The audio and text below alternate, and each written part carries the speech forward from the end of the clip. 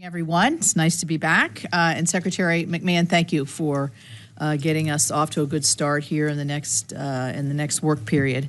Thank you for coming to discuss the President's fiscal year 2026 budget request and your priorities for the Department of Education. I'm pleased to be joined this morning by my friend Senator Baldwin and ranking member. She's been on a wild trip all through her state, and so she's invigorated, right? I am definitely invigorated. All right. As well as our full committee chair who will be joining us, Senator Collins and Vice Chair Senator Murray.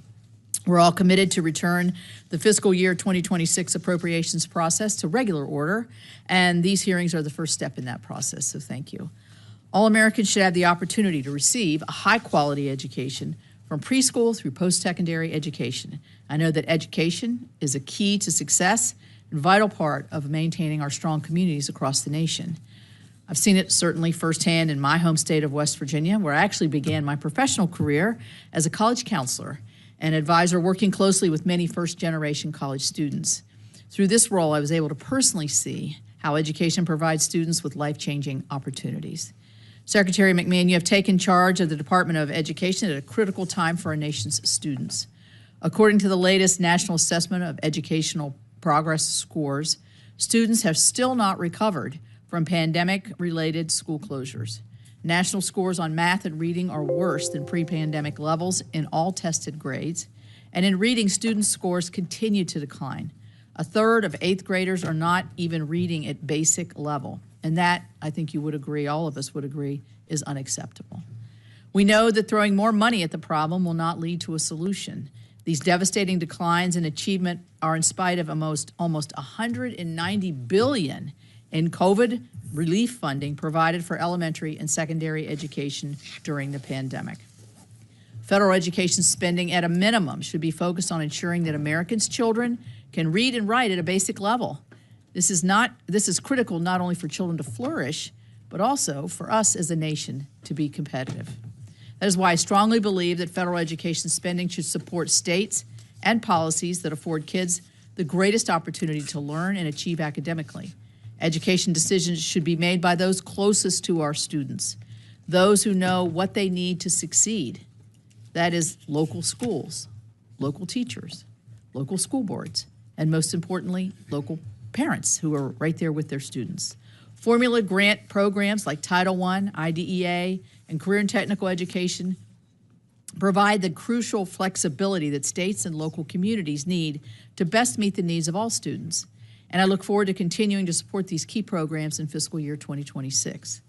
Madam Secretary, I'm pleased that your budget proposes to increase another important program, the charter school program. While West Virginia is fairly new to offering charter school education, we are already seeing promising results and expanded opportunities for our public school students.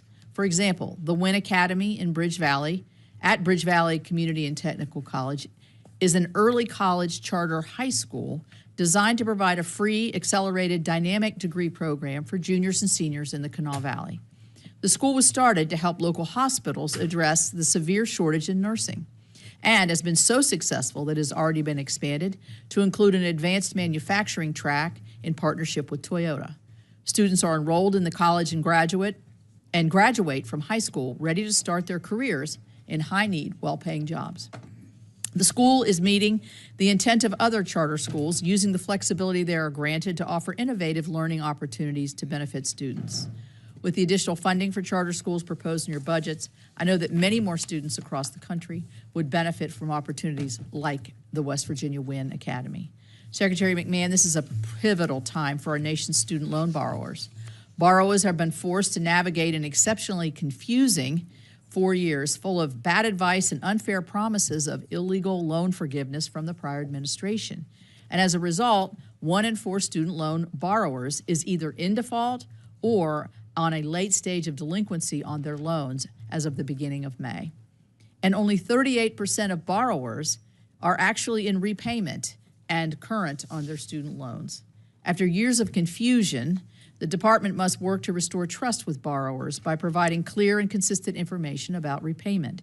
Student loan borrowers deserve that clarity in order to fulfill their obligations to repay their loans.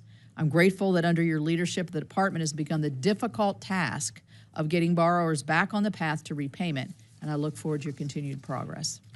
Secretary McMahon, the fiscal year 2026 appropriations process will be challenging, but I look forward to working with you to responsibly allocate our limited taxpayers' resources to programs that help provide the best opportunity for high-quality education for all students. Thank you again for being here today, and I look forward to your testimony. Now I will turn to Senator Baldwin for her opening statement. Thank you. Good morning, and thank you, Chair Capito. And Secretary McMahon, thank you for being here today. We're here to talk about the President's fiscal year 2026 budget request for the Department of Education. And I look forward to working with Chair Capito and all the members of this committee on developing a fiscal year 2026 appropriations bill that funds the Department of Education. But before we can turn to the next fiscal year, 2026, the department is still refusing to tell Congress and the American public how it is spending billions of taxpayer dollars this fiscal year. The department was required to submit an operating plan last month detailing how it was spending fiscal year 2025 appropriated funding, and it included $13 billion in funding it characterized as unallocated. That's flatly unprecedented and unacceptable. This committee needs to know how you're planning to spend appropriated funding, and our constituents certainly deserve to know how their taxpayer dollars are being spent. State and school districts need to know how much federal funding they should expect to receive starting in less than 1 month. This administration obviously doesn't agree. Ironically, the budget request for next fiscal year includes more detail than the spend plan for this year. The lack of transparency combined with this budget request raises serious questions about what are you trying to hide and why. This all stems in part, Madam Secretary, because this administration seems focused above all else on dismantling the Department of Education to score political points, regardless of the impact on tens of millions of students, including some 800,000 public school students in the state of Wisconsin. Even issues I think we would agree are priorities, such as expanding career and technical education opportunities for students, will be undermined by this administration in the name of eliminating the department. I am very concerned by reports that you are trying to move career and technical education programs to the Department of Labor against mandates from Congress, and in a way that could harm students who participate in these vital programs. There's simply no reason to take this administration at its word when its actions tell a different story. It has shown time and again, the more forcefully it says one thing, the more it is doing the opposite. So, Madam Secretary, you claim the administration's goal of eliminating the department is about returning education to the states.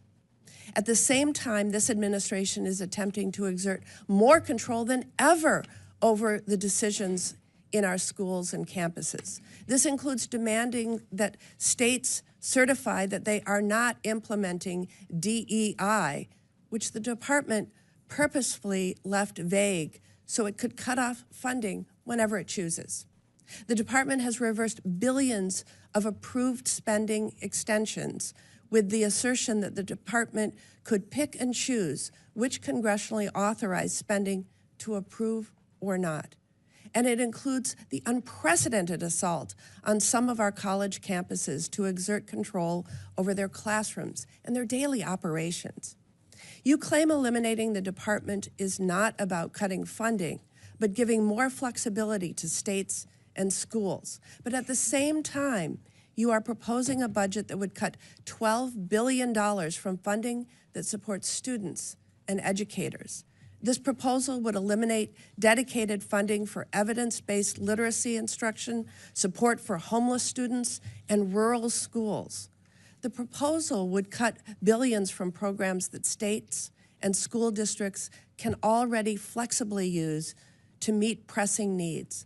And in place of eliminating all these programs, the budget proposes a block grant a quarter of the size of the program that it replaces. The budget proposes to cut more than $500 million from education research and statistics, virtually shutting down production of and support for using evidence to improve student achievement. You are proposing to eliminate programs that support non-traditional students in higher education, including TRIO, Gear Up, and See Campus.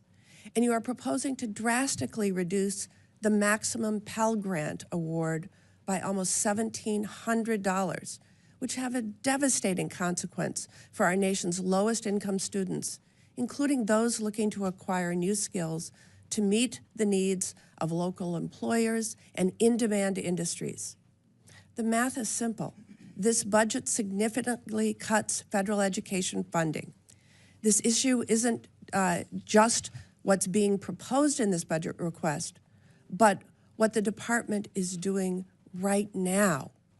Last month, the department decided to not continue $1 billion in multi-year grants that were improving access to mental health care in schools. This includes funding provided on a bipartisan basis in response to the Uvalde school shooting that took the lives of 19 students and 2 teachers while injuring 17 others. Madam Secretary, a recent survey revealed more than a third of Wisconsin's high school students reported feeling depressed, sad, or hopeless almost every day for 2 weeks or more in a row. We need to be providing more mental health support for our students, not less. The department claims that these grants were not in the federal government's interest. I repeat that. The department claims these grants were not in the federal government's interest, but refuses to provide specific reasons why they weren't continued. This funding isn't simply numbers on a spreadsheet or receipts for a website. This was more than 200 grants in nearly 40 states actively being used to increase the number of counselors and mental health professionals in schools. That's how this administration defines providing more flexibility to schools, by pulling the rug out from under them when they're trying to address the mental health needs of students. Finally, Madam Secretary, while this administration clearly wants to eliminate the Department of Education, Congress has not passed any law to do so. Quite the opposite, in fact. Just 2.5 months ago, Congress passed an appropriations bill that provided funding to the Department of Education to carry out specific education laws, all laws that passed Congress with overwhelming bipartisan support, and that direct the Secretary of Education to carry out specific activities to help ensure every student receives a high-quality education. I'm deeply concerned that you are planning to ignore this and will attempt to illegally impound funds and dismantle the Department of Education. It will ultimately be students who will pay the price. But if the executive branch is allowed to do that and ignore the laws we pass, I'm not sure what we're doing here. Fortunately, I still have faith in this committee to reject that approach and to carry out our constitutional duties. Most importantly, I know we can do better for our nation's students than what this administration is planning and what this budget proposes. And I look forward to working with my colleagues to do just that.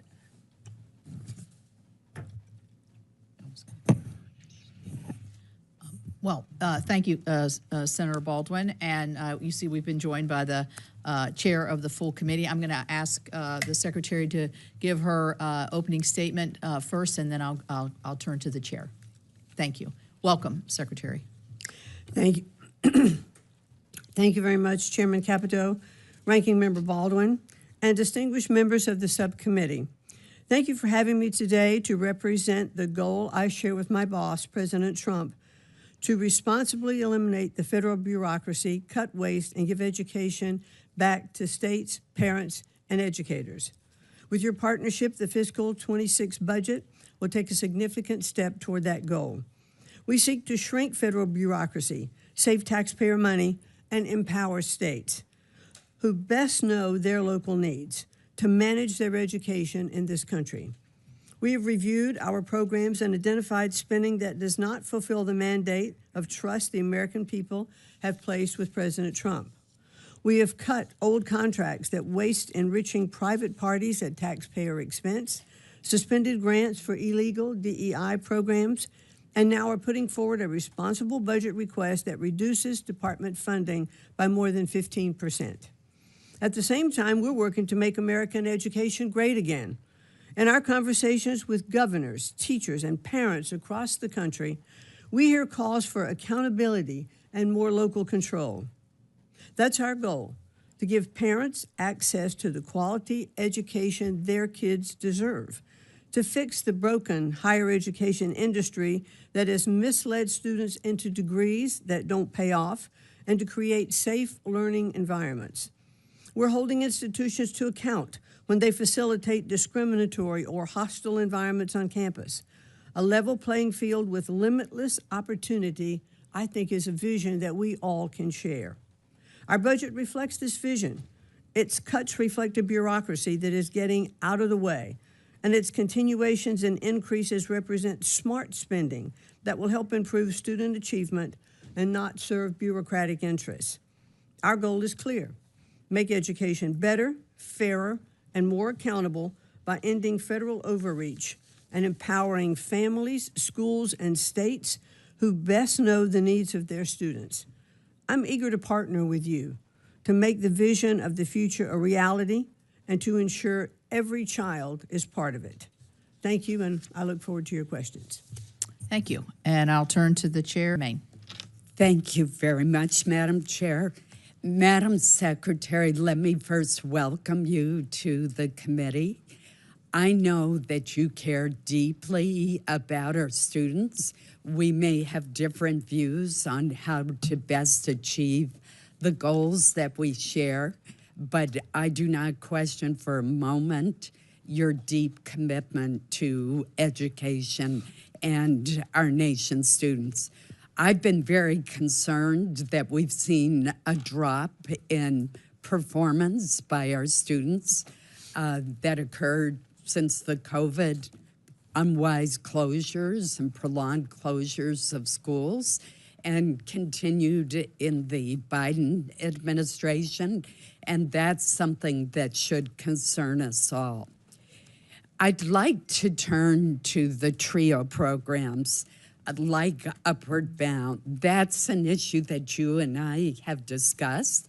From my experience in Maine, I have seen the lives of countless first-generation and low-income students, not only in Maine, but across the country, who often face barriers to accessing a college education changed by the TRIO program.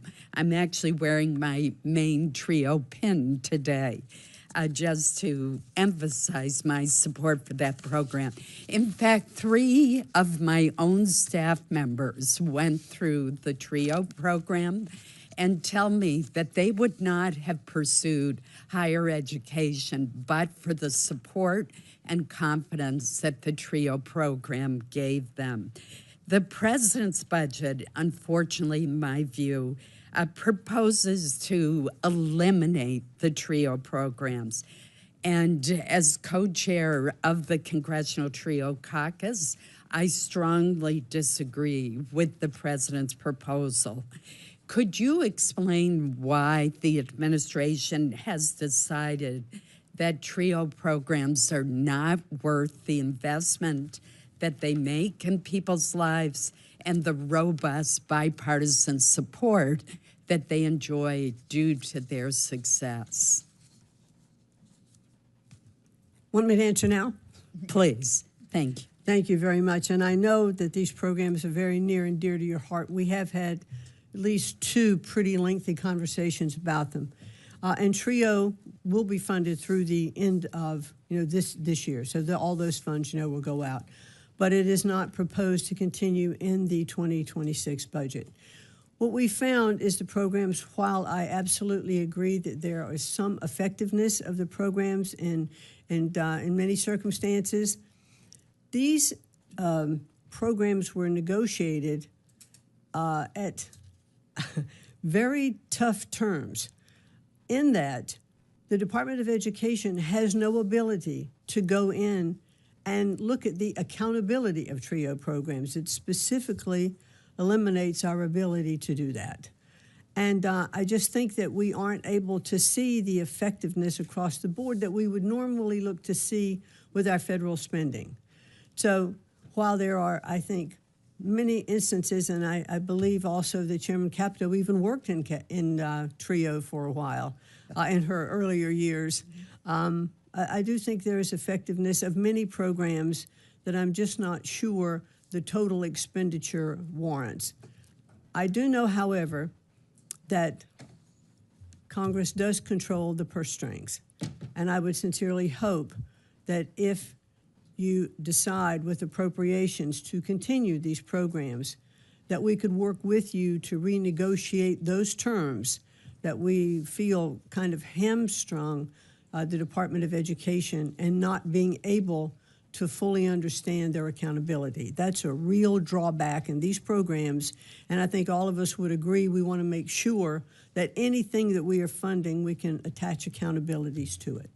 Well, as with the Job Corps program in the Department of Labor, I think the answer is to reform and strengthen those programs, fix what's wrong, increase accountability, not abolish them.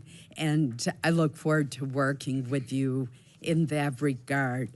I want to move to another issue, and that is a bill that Senator Kaine and I've introduced called the Jobs Act. What it does is allow students to access federal Pell Grants to pay for shorter-term job training programs. A lot of times you can get a license in a trade to become an electrician or welder, for example, or a certified nursing assistant without going through a 2-year community college program. That may be the best option for some people. It isn't for others. Would you support the concept of allowing Pell Grants to be used for short-term training programs that result in a license or a certification for a job? Well, you're really speaking my language, Senator, and thank you very much for that. I wholeheartedly support these workforce Pell Grant options because I've seen in many instances, I mean, we have 8 million open jobs in our country. Our workforce is definitely not being fulfilled by, by the proper workers. So let's get these young people who don't need a 4-year college education into the workforce sooner. I'm in agreement that even when they're in high school, we should start these programs, in high school leading into apprenticeship programs. But the workforce Pell programs, the short term you're talking about, I also think they can be stacked in credentials so that you can really propel yourself and to be a stronger economic contributor. So I'm all for those. Great. Thank you, Madam Chair. Senator Baldwin. Thank you, Madam Chair. Secretary McMahon, during your confirmation hearing, when asked about spending appropriated funding, you said, quote, if they have been appropriated by Congress, those funds should be disseminated, close quote. You also said that eliminating the department is not about cutting federal funding for schools. Now we have a budget request that significantly cuts funding for public schools, students, and educators. Now, a few days ago, the OMB director said that impoundment is still on the table, threatening to take funding away this year.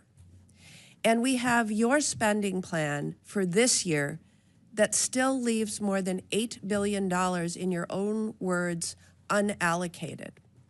Not spending these funds is the administration making a decision not to invest in our children, and that decision has real consequences.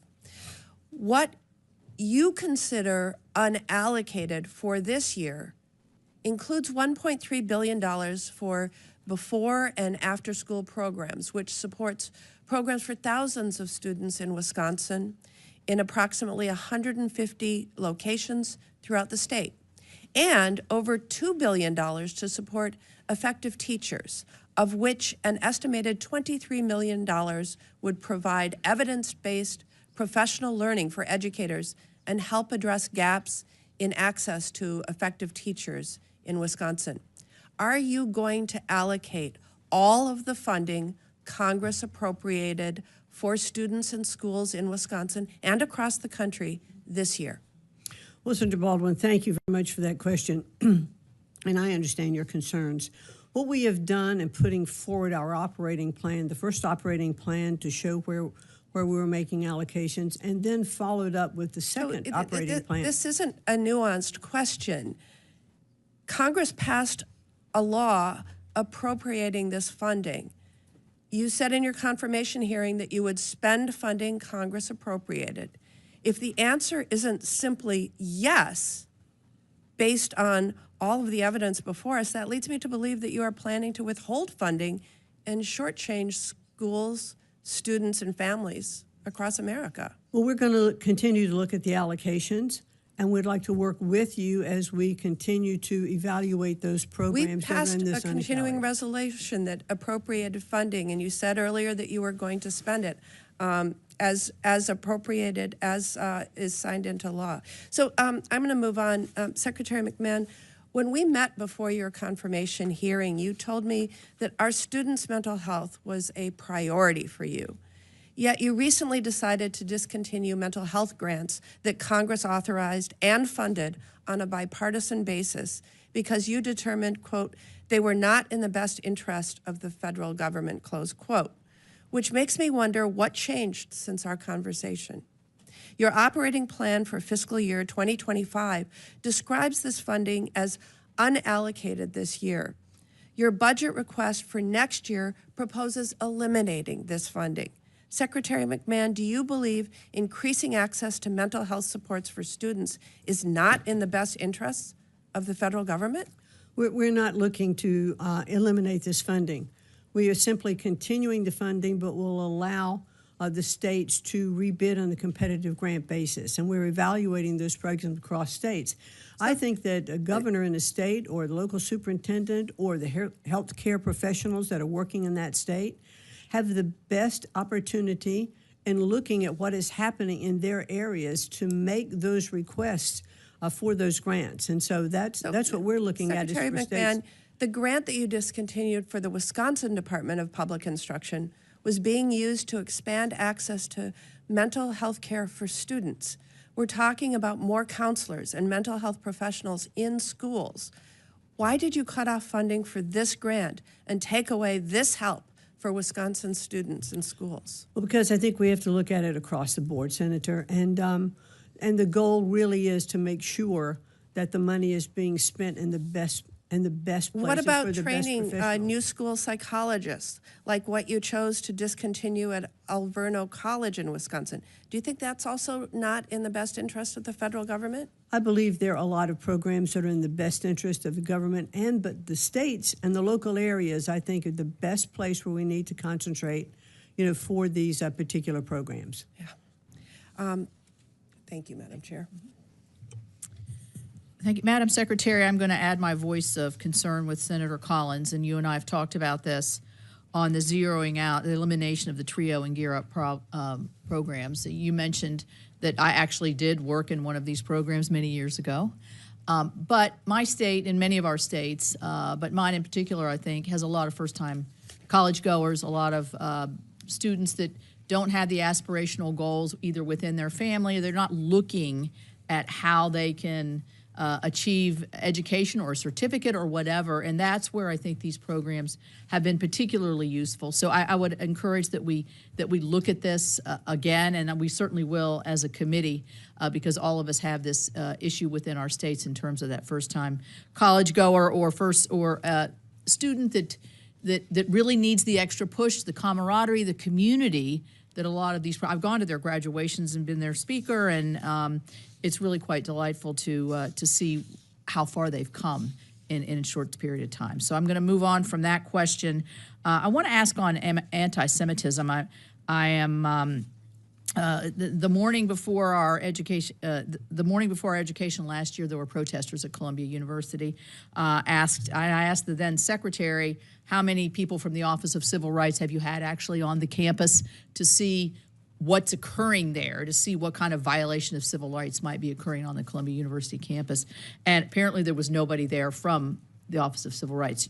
Your budget proposes to decrease the Office of Civil Rights. How are you, this is not a problem that's going away on our college campuses. We see it now we've got a little bit of a break, it's the summer. How are you going to make sure that the department is taking to ensure that all students, and in this particular case, Jewish students, are able to learn in an environment free from intimidation? Well, thank you very much, Senator Capito.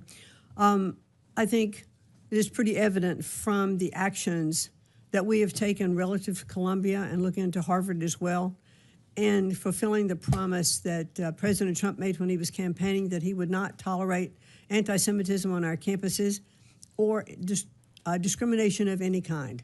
So I have personally met with first Katrina Armstrong, who was the president of Columbia when the first issue was addressed, and now with the second, Claire Shipman, who is there now. We've talked about the issues on Columbia's campuses, and we have worked with them, I believe, in how we can solve some of these issues. They have to set their policies and their priorities, and they have to enforce them. They can't allow encampments on campuses. They can't allow students to come on dressed with masks so that you can't identify these students. I think they have to also vet the students who are coming in better to see what kind of backgrounds that they have. Even professors who come on campuses, are they teaching ideology or more in subjects? So I personally have done this in conversations with these presidents, with other presidents of universities, to understand what their policies are. Our Office of Civil Rights has opened many cases looking at anti-Semitism, and we are actively enforcing that, as well as we have defunded some of Columbia's programs, $400 million there, and about $2.2 billion with Harvard. We're saying we mean business. These programs and policies have to have teeth. They have to be enforced. No student should have to go on campus and be afraid to go to class. Right. Well, I agree with the substance of what you're saying. My concern is by cutting so much out of that particular, you're one person. You need the support and the backup of that office to be able to investigate these cases. So I'll leave it at that. Let's talk about literacy, because I mentioned it in my opening statement. These test scores are very troubling, I think, and you want to try to figure out how do we attribute to this. It's not like there's not great teachers everywhere all around this country trying to figure out how to get their students' achievement moving up in the right direction. I will say this, my state of West Virginia, the state legislature, in recognizing this, did allocate additional funds for reading teachers in the very early, grades 1 through 3 to try to move our scores up, because we have traditionally lower scores. We did actually that did make a difference. Having that extra teacher in the classroom where you can pull a child aside, give them that one-on-one attention, really does make a difference. How is the budget that you've put together, is the answer to push it down to the states so that they can make those differences with our literacy and our math scores that we're falling behind? I think it's a chief concern. Well, certainly, I think just what you were talking about, at your state level, you put an extra teacher in the classroom because you recognize the need there. I think that will make an incredible difference. There have been a lot of programs that have been tried to make sure that we could help students to read, and they've not worked. But what we are seeing in states that are doing programs now that are returning to the science of reading. We saw it in Louisiana in the PASNAPE scores. We have seen it in Mississippi. We've seen it in Iowa.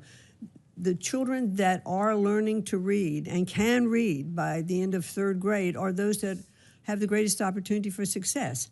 Up until 3rd grade, we read to learn, and after that, We learn to read up through third grade, and then we read to learn after that. Right, thank you. Senator Durbin. Thanks, Madam Chair, and welcome, Madam Secretary. Since you're the Secretary of Education, I think it's maybe appropriate that we start questioning with a pop quiz. Are you ready? I never have liked pop quizzes. I never have either, but I'm going to give you the answers ahead of time. The answers are 8 and 30. 8 and 30. Remember those two numbers. What percentage of high school students in America attend for-profit colleges and universities? 8%. 8%, perfect. What percentage of student loan defaults in America come from students in for-profit colleges and universities? Must be 30. It is. Great, you just aced the test. But the problem is that the difficulty these students face becomes a lifetime problem. Imagine, if you will, first-generation college student trying to pick a place to go to school, inundated in high school with glossy brochures for-profit colleges and universities which promise the sun, the moon, and the stars. The student goes and learns that there are Pell Grants available through for-profit colleges and universities. They hear the promises that if they just attend this school and graduate, there's going to be a good paying job at the end of the rainbow. And it turns out it's all phony. Over and over again, these students are being deluded and deceived. There's much more scam than there is scholarship. There's more hype than there is higher education. So most of them, or at least 30% of them, end up with loans they can't pay back. They never see that job that was promised to them. But they've got one last place to turn to try to get their lives back on track. I've met a lot of these students. Have you met any of them? I have. I have seen their stories and heard their stories from them, living in their parents' basement because of student loan debt and no college diploma, or a worthless one from some for-profit colleges and universities. You have a department within the Department of Education for borrower defense. Are you familiar with that? Yes, I am. Can you tell me what you understand the borrower defense law to promise? Well, first of all, I'd like to address how we started the conversation, not the percentages. But this is an issue, sir, that is, I think you well know, is not just relative to for-profit universities. We have many of our universities today that are promising degrees and jobs which are not being fulfilled, even those from very prestigious and elite universities. The cost of college today is so incredibly high that we have many students who are graduating thinking that they were going to have a job, that they'd be able to repay their loan, but the cost of those loans are so high that even if they get that job, it may not, over the course of their lifetime, would be able to repay that loan. So one of the things that we have proposed in looking at our FAFSA application forms is providing information even on FAFSA that would indicate to a student who is applying for a student loan, hey, take a look at this. This is the college you're going to. This is the job that you want, and this is about how much money this job can pay. And is this college the right place for you? Or are these courses the right place for you to take? So let's give up front a little more information so that they actually have an understanding of what their opportunity in the marketplace can be. Thank you, Madam Secretary. I want to reclaim my time since it's very limited.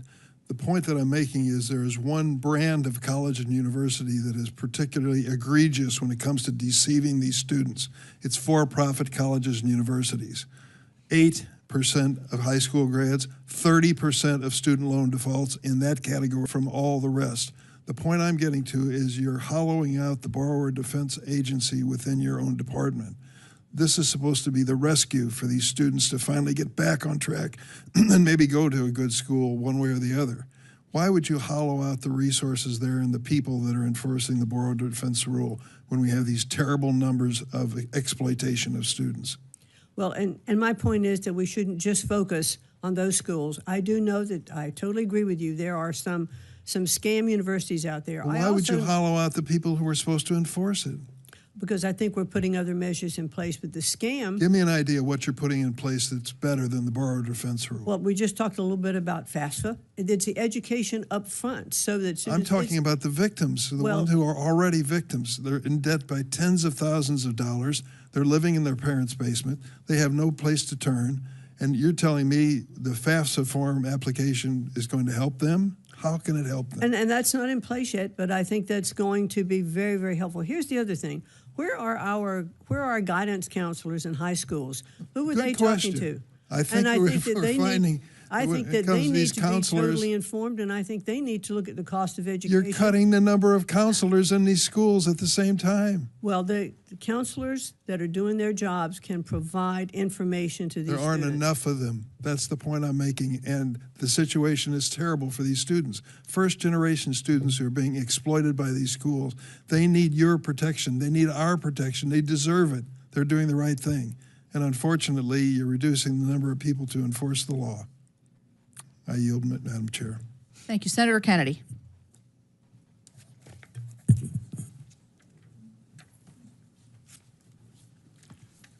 Madam Secretary, I want to welcome, by the way, I want to ask you about the TRIO program that has been mentioned, and its sister program, Gear Up.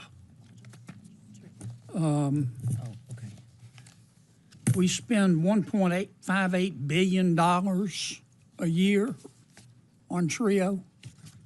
Yes. That's $1,580 million a year. Is my math right? I think that's right, sir.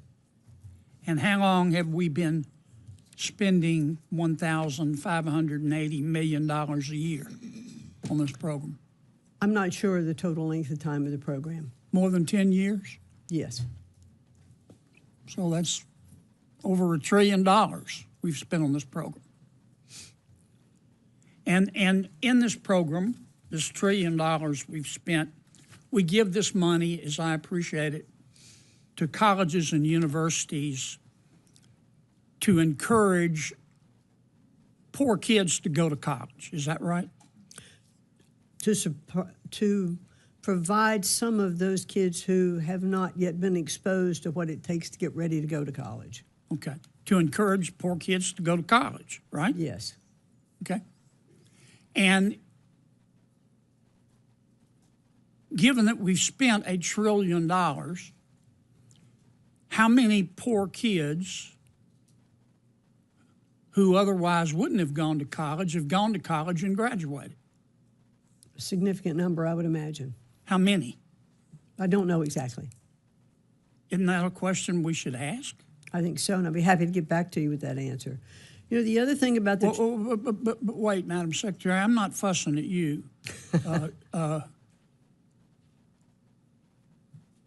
Do we have that number? I don't think so. I'm looking, we don't have it. I don't think so, because there is Well, if we were, so we've spent $1 trillion and we've given this money to universities and they're supposed to encourage poor kids to go to college. But we don't know how many poor kids went to college who otherwise wouldn't have gone to college and graduated, right? Correct. Well, what do your audits show? Well, that's the issue, and I mentioned it when I was Are you able to audit? We're not. We're not able to audit, and there are constraints against the TRIO program for its accountability. The other issue with... Well, but I'm sorry to cut you off, but I don't have much time. So we spent $1 trillion. We gave it to the colleges. We said encourage poor kids to go to college. We don't know how many kids went to college because you don't have the authority to audit. How do you know these universities are not just using the money to operate instead of encouraging poor kids to go to college? I'm not sure. You don't know how. No. Because you can't audit. Correct. You understand hope is not a strategy. Yes, sir. I mean, if you told the average American, we just spent $1 trillion of your money and we gave it to colleges and universities and we said encourage poor kids to go to college, but we don't know how many kids went to college who otherwise wouldn't have gone and who graduated. You understand the average American would ask us what planet we just parachuted in from, right? That's right. You know, Senator, if I may, there's one other issue on the Sure. TRIO program. What we have found I'm going to run is... out of time. Oh, You can make you're it not- fast. Take your time back then.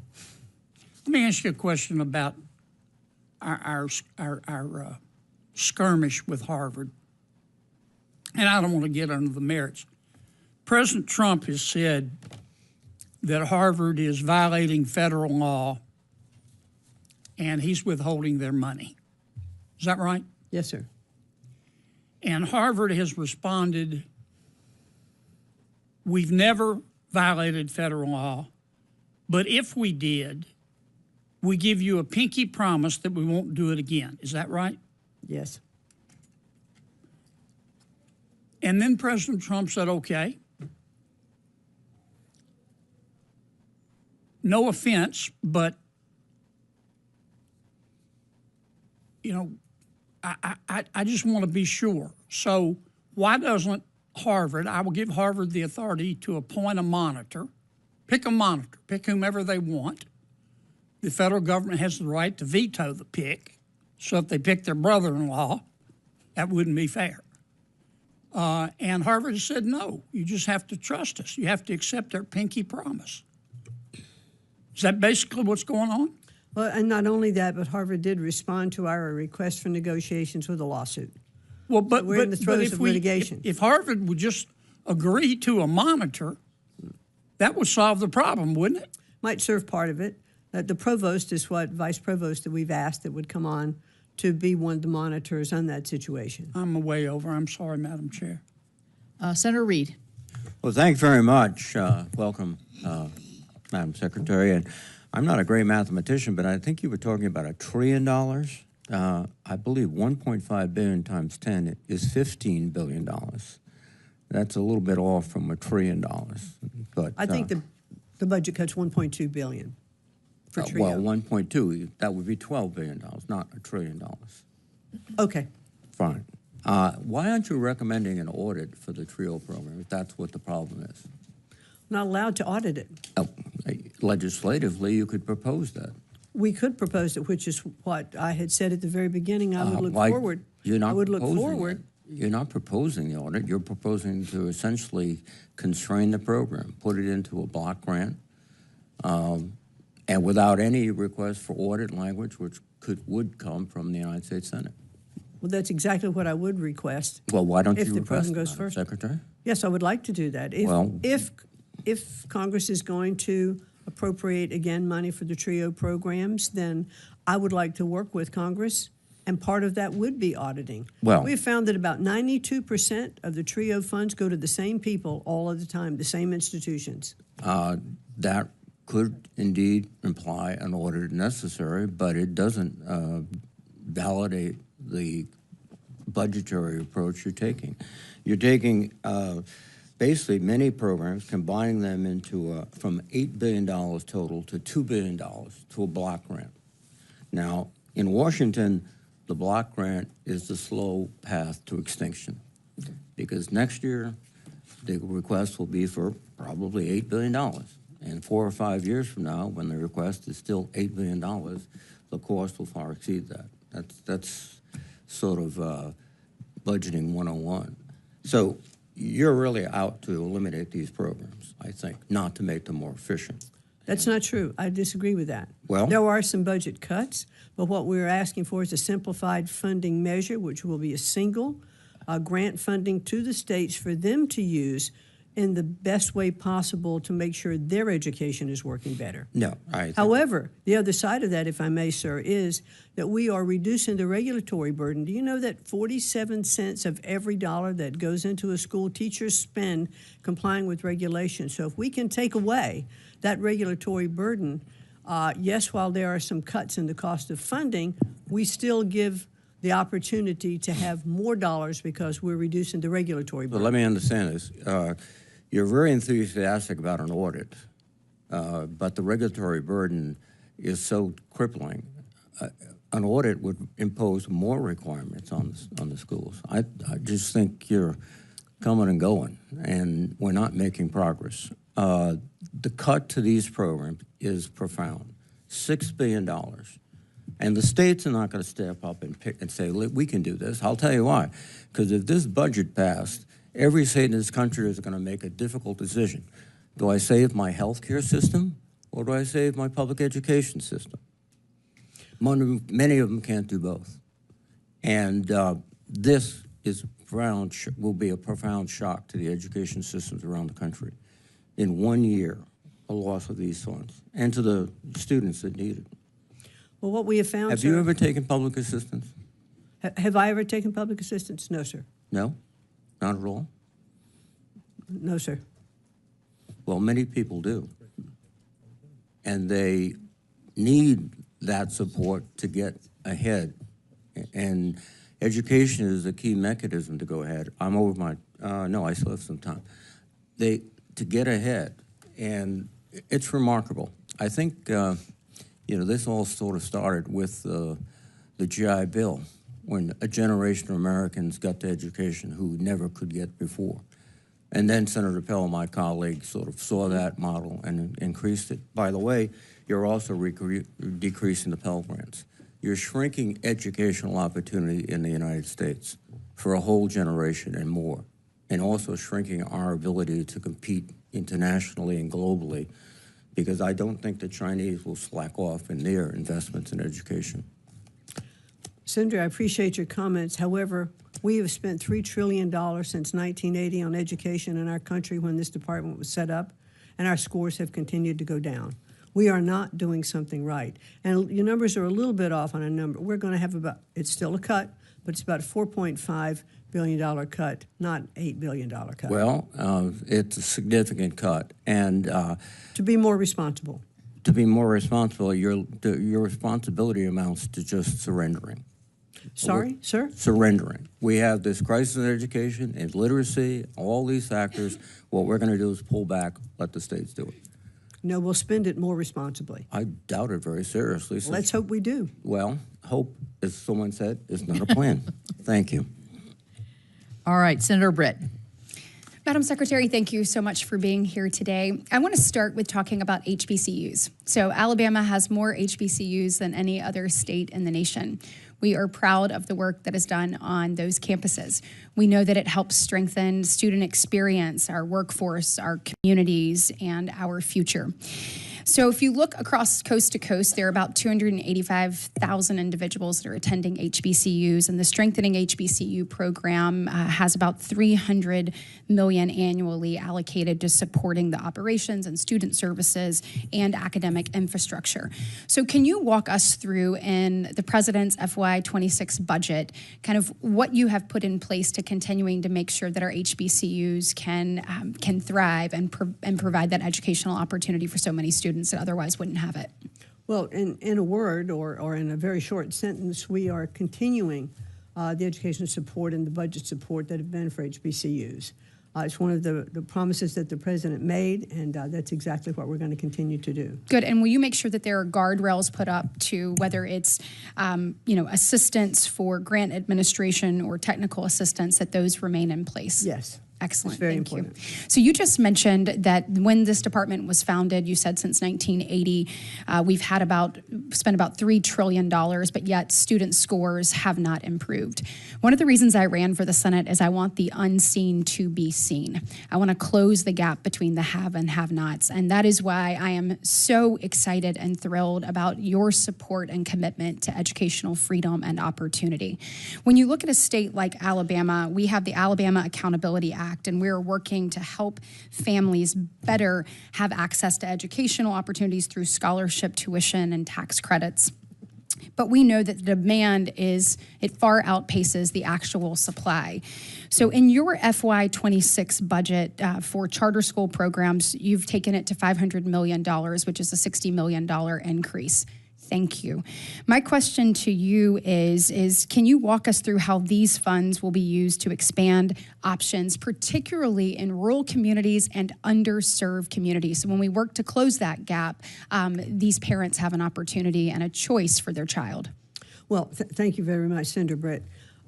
It's very important to the President that all students have equal access to a quality education. That's right. And one of the things that he has said time after time is that no child should be trapped in a failing school, which is one of the reasons why he wanted to expand the amount of dollars for charter schools. And I have visited several charter schools and public schools too.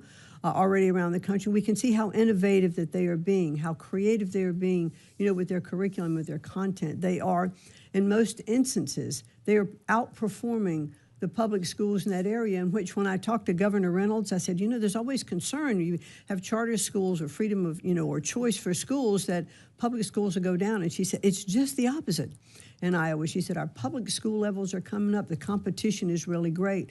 Parents are more involved, and that's one of the requirements. Parents are understanding more that they need to be part of the school board or help to elect the school board members. They're attending the meetings, more conferences with teachers, understanding what it is that their child needs in their community to be successful, to go on for their education. Absolutely, and I am a public school kid, and I am really proud So of it. am I. And I want to make sure that where we have children who are trapped in a failing school, that they have an option and an opportunity and a pathway forward, because education is the great equalizer. As our colleague Tim Scott always says, it is the closest thing to magic that we have in America. So thank you so much for continuing to be committed to making sure that every child has that opportunity to thrive and grow. In my last minute, I want to talk to you a little bit about literacy. Thank you for your commitment to that. I want to understand kind of what your vision is, and I also want to add Alabama to the list of success stories. So we passed in 2019 the Alabama Literacy Act. Since that time period, we have seen significant growth in our numbers and proficiency amongst our third and fourth graders. For instance, Alabama's national ranking for fourth grade reading improved from 49th in the nation when we actually, the year that we put this into place, 5 years later, we've moved up to 34. We believe with intentionality and evidence-based reading instruction and early intervention, you can make a difference that changes a child's pathway forward and opportunity that will be in front of them. So just want to talk a little bit about that. If you can tell me what your plans are there and how we can continue to support great work that's being done in states like Alabama. Evidence-based literacy is number one on my priority list. And I want to make sure that we are providing the information and the tools, to states for them to see the success that other states have had. I mean, other governors, just like you said in Alabama, have put in place kind of a return to basics or that science of reading, and they have seen incredible results. And that's what I want to continue to see, across the country. We saw a 9-point tick up between 2003 and 2023 and 2024. Obviously, we have a ways to go, and we're going to continue to be committed to that. But thank you for your commitment to making sure these programs thrive. Thank you. Thank you. Senator Shaheen. Thank you, Madam Chair. Welcome, Secretary McMahon. Thank you. In your testimony, you said that your goal is to make education better, fairer, and more accountable. I think that's something that everyone on this committee could agree with. It's one of the reasons I support the TRIO programs. And I would like to align myself with the statements of Chair Capito and Chair Collins. And I can tell you that in New Hampshire, for the 2024 and 2025 school year, we had 1,468 students who were served by Upward Bound, of which 96% graduated from high school and 87% enrolled in college.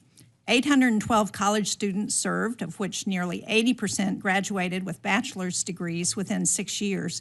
So I would say if there is a problem with accountability, let's address that, and I think the TRIO programs keep that information. But let's not throw the baby out with the bathwater, because this is making a difference for students who otherwise would not be able to graduate from high school, to get into college, and to have a better future. I've seen it firsthand, like Chair Capito. When I worked at the University of New Hampshire, I had an Upward Bound student who worked with me. She never would have been in college without that program. So I've seen it firsthand, and I know how it works, and I would urge you to reassess whether eliminating those programs is the best way to help those students have a better future. I also want to ask you about a particular issue that we're having in the Mascoma Valley School District in New Hampshire. As you know, schools across New Hampshire and the country have really been challenged by the pandemic, have been trying to get back to some of the successes that happened before that pandemic. And the school district, the Mascoma Valley School District, which is in a rural part of New Hampshire, completed a project to improve ventilation at 2 elementary schools for the student safety. It was a real problem with the HVAC system and ensuring that the students could be safe at school. The school district was approved for late liquidation after facing challenges with finding contractors to do the work. The school district completed the project with the assurance from the federal government that the cost would be reimbursed. Unfortunately, in May, the department denied their reimbursement, even though the school district had followed the rules and had previously received approval from the department. Secretary McMahon, will you work with me to ensure that rural schools, including the Muskoma Valley School District, which undertook these projects to protect their students, will receive the funding that they were promised by the department?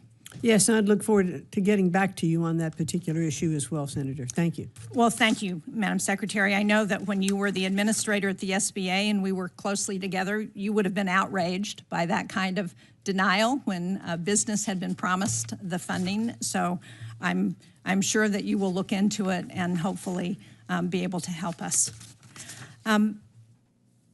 Educators around the country have been really struggling to ensure that students with disabilities receive the education they deserve.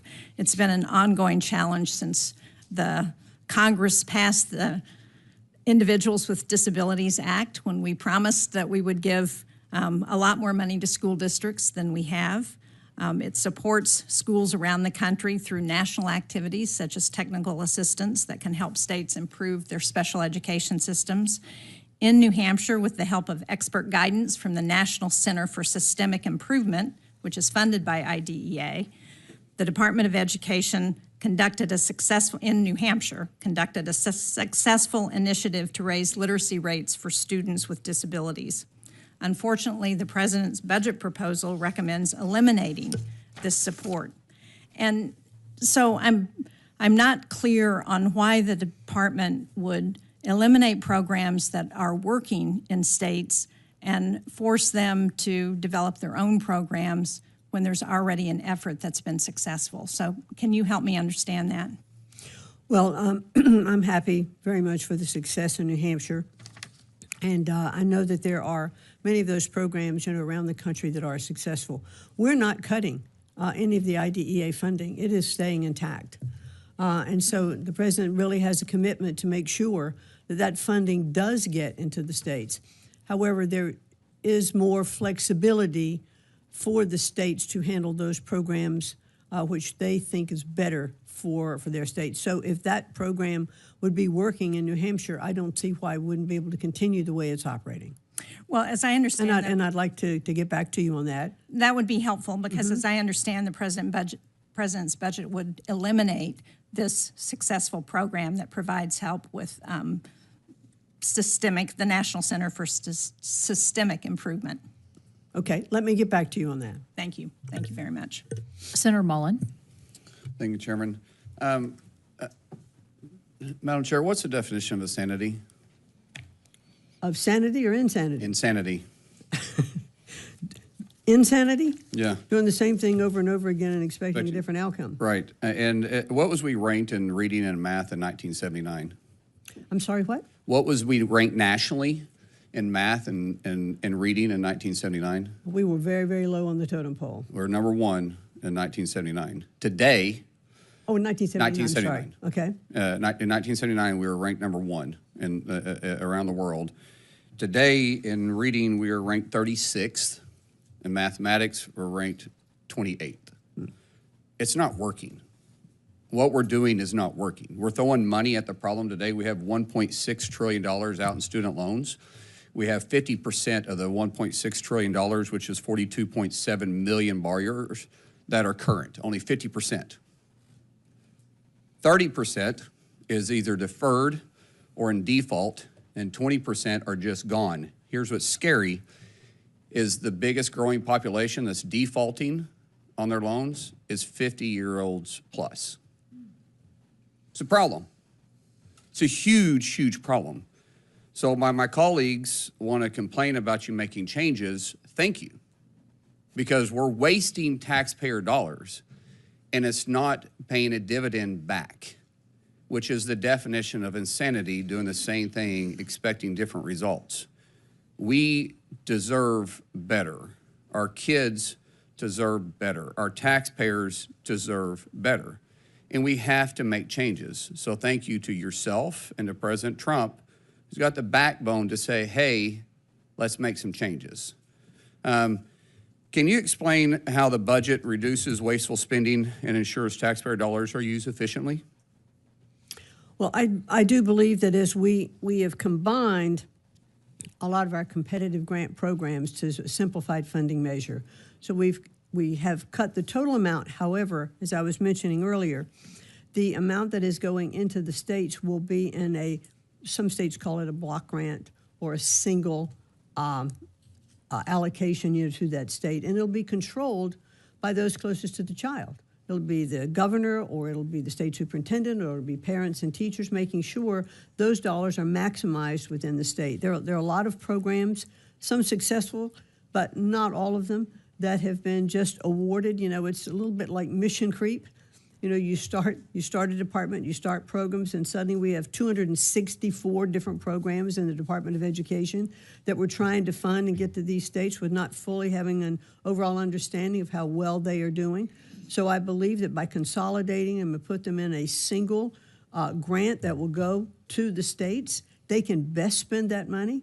If they need more mental health, if they need an area of concern that's in their state, they know where to send that money much better than the bureaucracy in Washington. So we're cutting regulation, but at the same, we're cutting some of the spending, but we're also cutting regulation to help pay for that. Well, so that kind of leads to my other questions of what steps are you taking to reduce bureaucracy and streamline the department's operations, which I do appreciate that, because my mother was a special ed teacher. My brother-in-law is currently the principal at Guthrie High School. My aunt retired as a special ed teacher. My two sisters went to school for special ed, and it is frustrating for them to sit in the classroom and not be able to actually meet the students' needs, but have to meet to a testing standard that these students with special needs can never achieve. As my mom used to say when she was teaching back in the 70s, that she taught these kids, how to try to live on their own, how to just simply take care of themselves through hygiene, how to actually be able to understand their finances to some degree, to be able to wash their clothes, to be able to maybe cook a meal. And we hate to take it down that far, but at some point, these kids are going to be out of high school, and taking the test isn't their future. They're taking their tests as learning how to depend on themselves to some degree, to the most they can, to live the fullest life of their potential. And not having the resources to be able to do that in these schools are tough. And so the bureaucracy affects that. And by the way, it affects the entire school too. And so by cutting that red tape, you're helping the teachers, and the teachers are the one that's desperately crying out for help. They went to school to be educators. Let them teach, because they can do a phenomenal job. They have a heart to do something that I don't. I tell people all the time, I don't have the patience to be a teacher. But those that do, I want to give them all the help they can without having to worry about the red tape and the bureaucracy along the way. So I appreciate you pushing this from Washington, D.C., and letting the classroom make this decision for themselves. Thank you. Thank you. We've been joined by the Vice Chair, so I'll call on Vice Chair Murray for her questions. Thank you very much, Chair Capito. Good morning, Secretary McMahon. President Trump has made clear that he wants to abolish the very department that you lead, and we know here that you cannot eliminate the Department of Education without an act of Congress. But I'm afraid that that has not stopped you from preventing the department from actually doing its job. You have indiscriminately shuttered offices and pushed out half of the department's staff, and under your leadership, we have seen critical research to improve student outcomes axed overnight, and funding for mental health services and teacher training, among a whole lot, abruptly cut off and discontinued. Now, today you come before this committee to request massive funding cuts that do, in my opinion, nothing to help improve opportunities for students in our public schools throughout the country. You are proposing to slash Pell Grants and much more. Now, you and the president say this isn't about cutting education funding, but all about, quote, returning education to the states. But actually that can be further from the truth, because the reality is this administration is actually taking unprecedented steps to extort schools and universities and hold federal funding hostage if they don't conform with your agenda. So it's pretty clear that returning education to the states actually means letting states and colleges and local communities pick up the tab. And I just don't believe that's how things should work in America. I don't believe that's good for students, and I don't believe it's good for our families. Now, having said that, Secretary McMahon, as I mentioned, you have set out to eliminate nearly half of your department's workforce, and that includes pushing out the door more than half of the staff at the Office for Civil Rights. The entire staff responsible for managing grant operations and contract procurement, and employees who actually prevent students from getting ripped off by predatory colleges. The department cannot do its basic job to execute the law, given how many staff have been pushed out, and it is our students and our teachers who will suffer the consequences. So I want to know from you, before you cut that much staff, did you conduct any analysis to assess whether or not it would degrade support and services for students in our schools, or how the department would still be able to execute the law after losing so many employees? Certainly. Excuse me, good morning.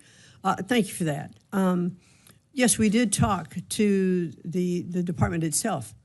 But did you do an actual analysis? OCR. What we looked at across was how can we restructure the department so that we can maximize the use of the people who are there. So what we did was in like training manuals and things of that nature to look at it and say, okay, we can better operate if we focus on So this was a specifically. conversation. You didn't do an actual analysis to determine what the effects of this would be?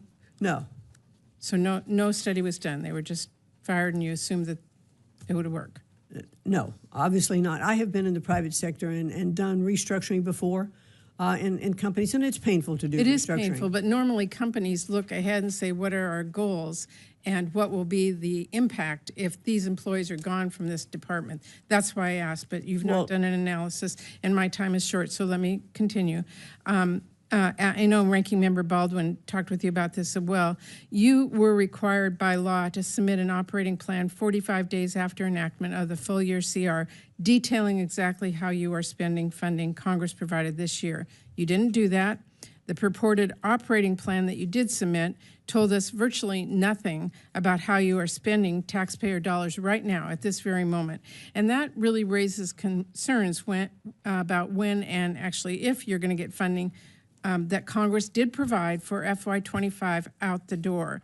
For example, your FY26 budget request zeroes out dedicated funding for literacy education programs, and your operating plan for this year describes this funding as unallocated. So will you allocate the $220 million for literacy programs that Congress appropriated for FY25?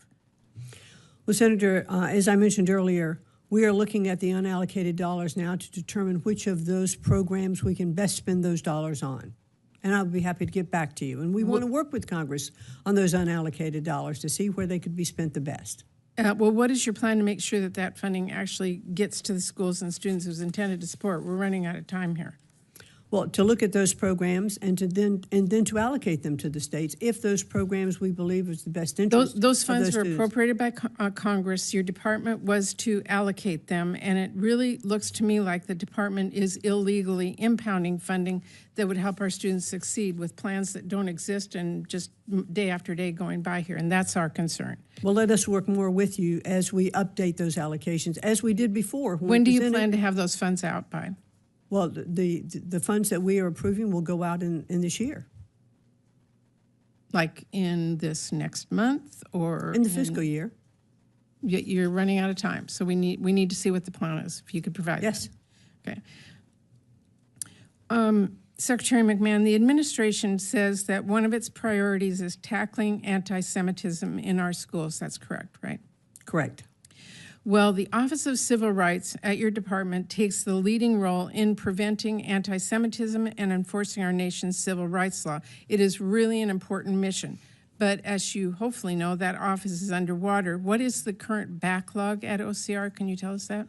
Well, we inherited about a 20,000 backload from the Biden administration. But one of the things that we found is some of those cases were like one-page complaints, and we've really been able to get rid of many of them, and we are fulfilling. So what is the Wait, current- this is important for me to finish. We absolutely are fulfilling all of our statutory requirements, have not failed to do any of those, and not only are we reducing the backload, but we are keeping up with what's I coming in now appreciate with that, a but reduced staff. I appreciate because we're doing it I know. efficiently. If you don't have the staff, you can't do them. So No, that's, excuse me. If you have an efficient staff that has changed programs and you are addressing Okay, well, all of my the question issues, is, what is then the- you are can being you tell us successful. what the So I'm current- answering your question Yeah. by No, actually, completely answering it. Madam Secretary, my question is, what is the current backlog? Current backlog is probably about, let's see, I'm looking at my numbers now, about 2,500 cases. 2,500, and how many are you processing per month? Do you have any sense? No, well, we're catching up with the backlog and keeping current on the ones that are coming in. But you don't know how many you're processing every month. You can't tell us, so we can get an I can idea. get back to you with that. Would with you? an exact and number? can- Sure. If you could commit to giving us quarterly reports so we know whether OCR is simply dismissing these cases or doing its job. If you could give us a quarterly, I'd be happy to do that. I can assure you it's doing its job. thank you very much. Thank you, Madam Chair. Senator Hyde-Smith. Thank you, Madam Chairman, and thank you, Madam Secretary, for being here. And I applaud you for your courage to make changes and the efficiency that is so needed that you're addressing that. You know, we've talked a lot about Pell Grants for short-term courses, and I got here in 2018. We were talking about it then.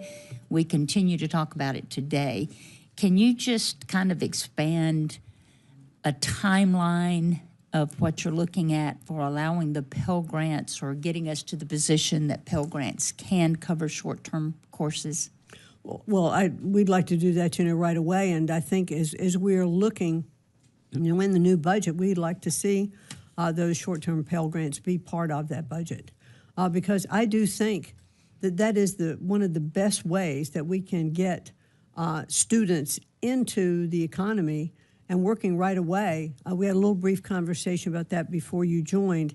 And it's one of the things that I've talked about for a long time, since back 2009 and 10, when I actually ran for the Senate in Connecticut. I was talking about those same things, that we needed a skilled workforce in our country because we are not fulfilling those needs and those requirements. And short-term Pell Grants will actually get people into the marketplace quicker. They're cheaper. They can be, we're hoping they could be 6 to 8 weeks. It's not the full term of a community college. And we can get them earning a living. So and you're being hopeful productive within the part. next 1 to 2 years? Oh, Do you think that's a practical time frame? I would hope it would be before that. Great. That's what I'm hoping for as well. And hoping, working with Congress to make sure that that happens. Yeah, and we've always talked about administration's wish for workforce-aligned apprenticeship-focused learning as well, and that is just so aligned with career and technical education training. That's so important in my state, and I know many states. But the initiatives happening in Mississippi, this is really important, and we're thrilled that, as Senator Britt was talking about Alabama, we have the Mississippi Miracle that, we were 49th in one time in fourth grade reading. We're in the top 20 now. So it just shows that if you're intentional about something, you can accomplish it. And you did it at the state level without the interference Exactly. of the federal government. We did it at the state level because we were intentional about doing it. But as such, career and technical grants are especially important to me and my constituents. Please provide us the details about the Department of Education's proposed FY26 budget for these career and technical programs. Well, really, we're looking very much across all states, and we're level funding CTE. It's not being reduced, in the current 26 budget. And I think, it's really the president has charged us to work with commerce and labor and all the different departments. We have about 43 different workforce development programs across government, and it's incredibly inefficient. So we would like to narrow that scope and work with different departments and find out exactly what we can do. And I think, Senator, you referenced about going with the Department of Labor. Those are conversations that are being held because can we be more efficient working across different departments? And that's what we really want to do and what we want to accomplish. And let's go let's talk about EIR grants, the Education, Innovation, and Research grants that are critical for boosting achievements in these high-need students. But Mississippi has received no grants from 2021 to 2024, despite the state facing challenges of medium incomes, low medium incomes, high rural student enrollment, and the teacher shortage that we're facing. In fact, no EIR grants were awarded to nearly 2/3 of the states represented by Republicans on the Senate Appropriations Committee. But California, New York, and Massachusetts awarded 49 separate EIR grants, totaling more than $300 million. But I just feel it's important to note that there are no limits on indirect cost imposed by these grants? And do you agree that the EIR funds need to be reformed to optimize their program's impact so that direct resources are sent to the areas of greatest need? Yeah, I'd like to work with you and get back to you on that. I'm not familiar specifically with what happened in Mississippi, but I would like to get back to you and work with you on that program. Yeah, we know a specific that applied, so it's not like we're not applying. We're definitely applying. Right. But in the competitive grant process. Correct, but zero, absolutely zero of that. Okay, I'm out of my time, but thank you for everything you're doing. Thank you. Senator Murphy. Thank you, Madam Chairman. Thank you to both of you for being here today. A few years ago, we worked really hard across the aisle to pass the Bipartisan Safer Communities Act, a bill that made changes in our gun laws, but in large part because it was a real priority for my Republican colleagues, also included billions of dollars in funding for school-based and children's mental health. Earlier this year, you did something extraordinary. You canceled $1 billion worth of existing ongoing grants to schools all across the country. And it's extraordinary because you didn't cut off new grants, you cut off existing grants. So in states all across the nation, blue and red, there are now mental health programs for kids that are shutting down, and kids who have been relying on really important adults in their life, these counselors and social workers, are losing access. You know Connecticut very well. You shut off a program that provides mental health resources to kids in crisis in Northwest Connecticut. When they did a survey of these kids and asked the kids who are in this particular program who the one adult was who they would go to if they were in mental health trouble or in response to a trauma, every single one of those kids in that program named the counselor funded by this program. You've shut that grant down. When those kids show up to school next fall, that trusted adult will not be there. You've told this program, as well as all the other programs, that the reason is they're violating civil rights laws. This program has no idea what you mean by that. And I guess I just ask you this. I'm sure you had to weigh, factors in making this decision, but did you worry about what your decision would do to these kids where you've ripped away their counselors and social workers literally in the middle of the program? Do you worry about what's going to happen to those kids in Northwest Connecticut and kids all across the country who have lost access to their trusted adults? I certainly worry about mental health for children and adults all across the country. I certainly do. I guess I'm asking specific. You must have weighed this. I assume you weighed this when you made this extraordinary decision to shut down $1 billion worth of mental health programming for kids. Did you worry about what you would do to those specific kids?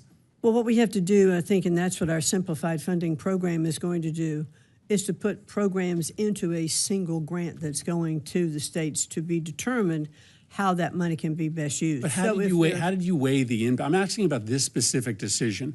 How did you weigh the impact that, again, these kids in Northwest Connecticut, they literally say, this adult is the most important adult in my life.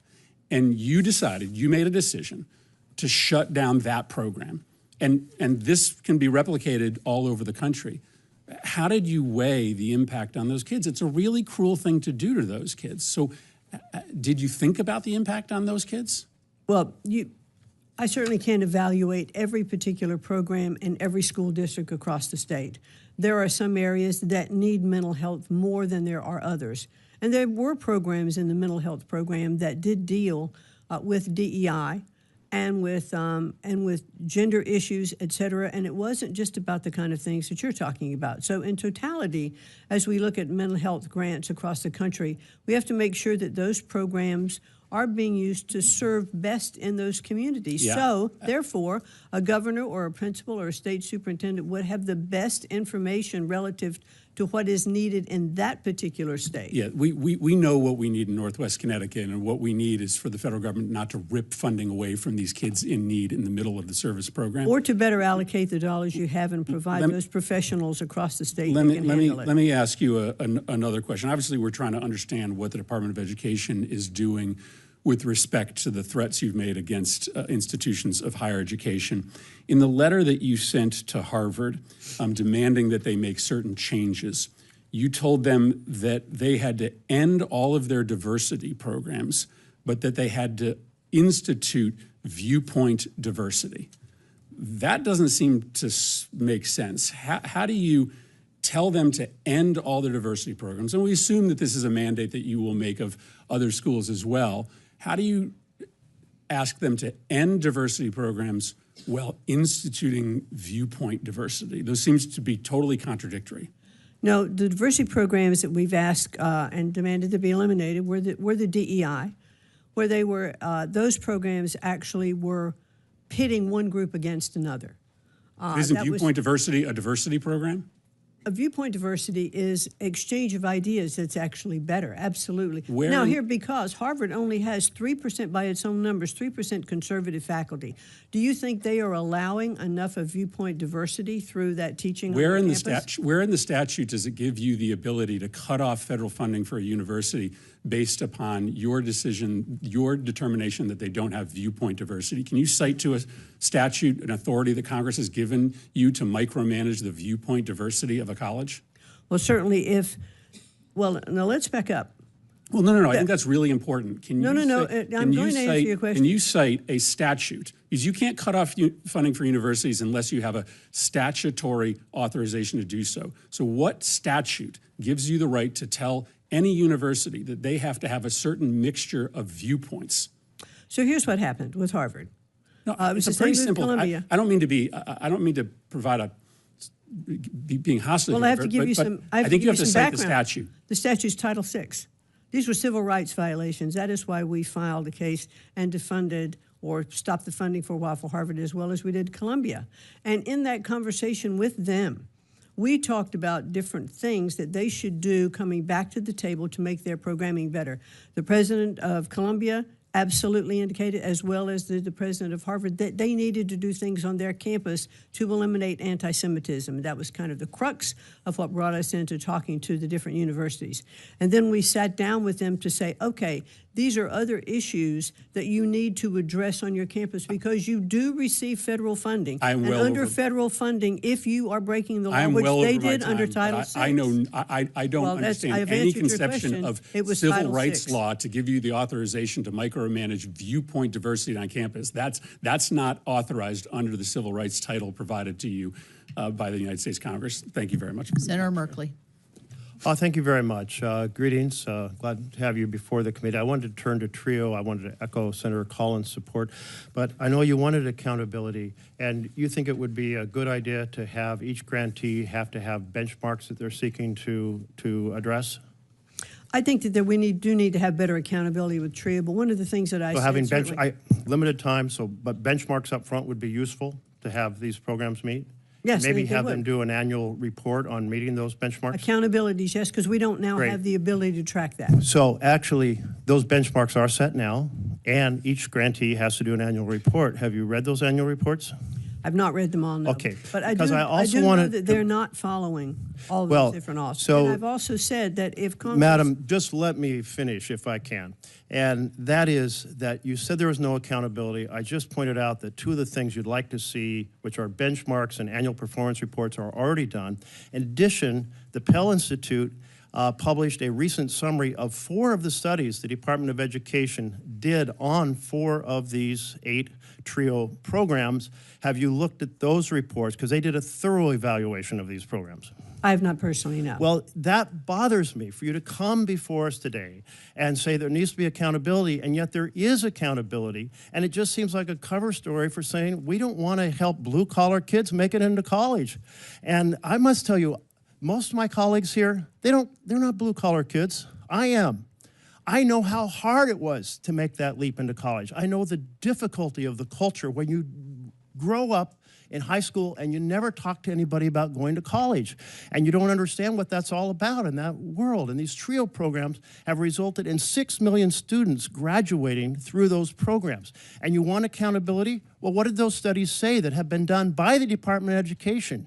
They said upward bound students twice as likely to earn a bachelor's degree. Talent search students 33% more likely to enroll in college. Veterans upward bound, 42% more likely. I'm going to go on to my next question, but let me just say, your argument that there's no studies, no accountability, is just actually wrong. And the fact that you're coming here not even having looked at your own department's studies of these programs in order to be informed about them is profoundly troubling. Let me turn to the cost of higher education. This is also very important to a blue-collar kid. Folks in my community today, because I still live in a blue-collar community, they say, we're not sure our kids should go to college because they'll end up with a millstone of mountain of debt and maybe no job. And here you are making it more expensive. I wonder if you know how much a student in Germany has to pay in tuition for university.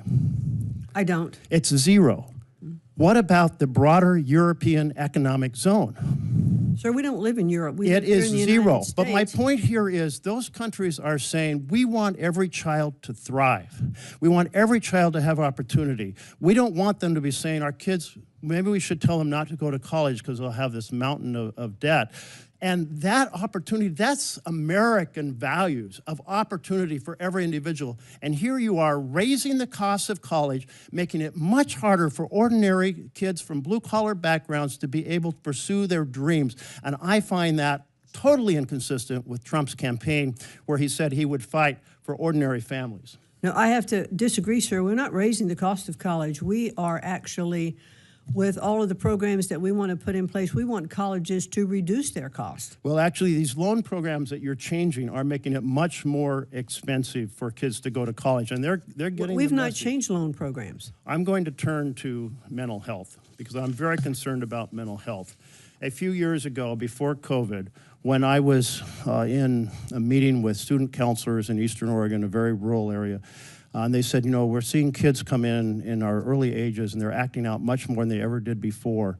And I said, well, is this because was there a factory that just shut down here, or a mill that just shut down, or an infusion of wave of meth? And they said, no, those are all, the economy's a factor, drug use is a factor in our community. But no, those aren't new. And one of the counselors said, this is what's new. And they pulled out their cell phone. This is what's new.